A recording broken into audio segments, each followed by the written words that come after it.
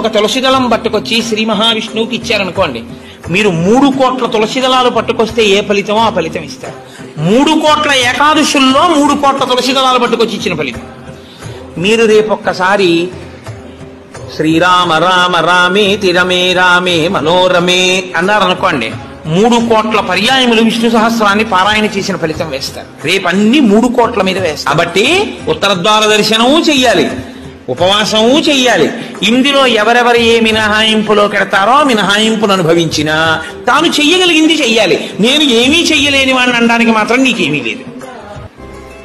నువ్వు అసలు కదలలేని వాడు అయితే ఇంట్లో కూర్చుని గోవిందనామైనా చెప్పావు. కాబట్టి రేపొక్క రోజు ఉదయం నుంచి కనీసం రాత్రి నిద్రపోయే వరకు జాగరణ చేయకపోయినా, నిద్రపోయే వరకు భగవన్నామమునందు మాత్రమే నిబద్ధుడయ్యుంటే అంతకన్నా భాగ్యమే ఉంటుంది.